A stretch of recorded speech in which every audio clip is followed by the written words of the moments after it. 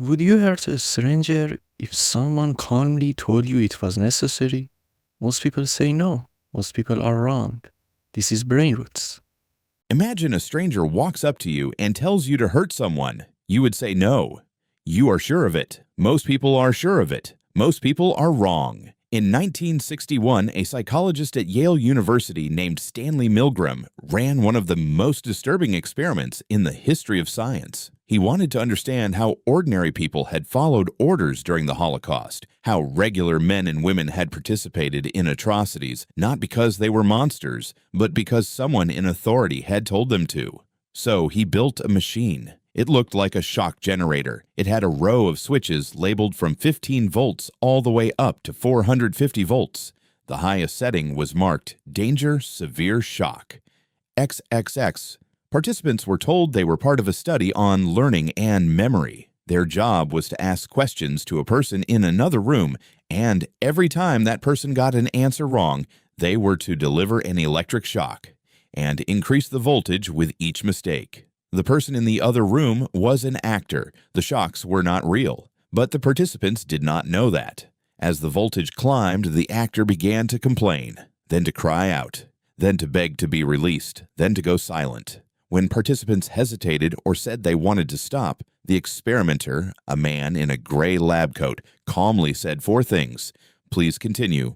The experiment requires that you continue. It is absolutely essential that you continue. You have no other choice but to continue. No threats, no punishment, just a calm voice in a lab coat telling them to keep going.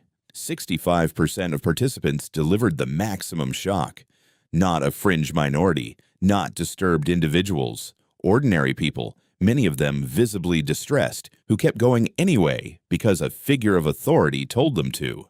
Milgram ran the experiment dozens of times in different countries with different variations. The results barely changed. What he found was not a flaw in certain people. It was something far more uncomfortable. The human brain has a deep, automatic response to perceived authority. When someone appears to be in charge, when they carry the markers of expertise, institutional backing, or legitimate power, part of your brain begins to transfer moral responsibility to them. You stop asking whether the action is right. You start asking whether the authority approves. This is not weakness. It is, in evolutionary terms, a feature. In small tribal groups, deferring to leaders with more experience and information was often the right call. It kept groups coordinated. It kept individuals alive. The problem is that the brain cannot always tell the difference between legitimate authority and the costume of authority, a lab coat, a uniform, a title, a confident tone of voice.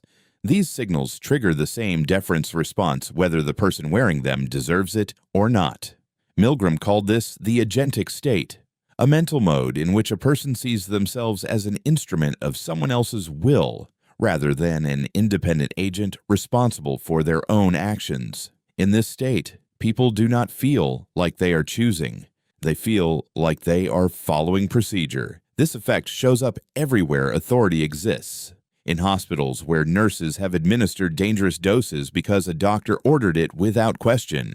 In corporations where employees have gone along with decisions they knew were wrong because a manager approved them. In history, again and again, wherever ordinary people have done extraordinary harm under the shelter of following orders. So what do you do with this? The first thing is simply to know it exists. The agentic state is easier to slip into when you do not know it is happening, when you feel pressure to comply, when someone with apparent authority tells you to do something that feels wrong. Naming that pressure gives you a fraction more room to ask, is this right, or am I just following procedure? The second thing Milgram's research actually showed, buried in the data, is that dissent is contagious. In versions of the experiment where another participant, also an actor, refused to continue, the compliance rate dropped dramatically. One person saying no made it far easier for others to say no. Authority is powerful, but it is not invincible, and you already knew that. The question is whether you will remember it when it matters. If you enjoyed this video, don't forget to like and subscribe to Brain Roots. Thanks for watching and see you in the next video.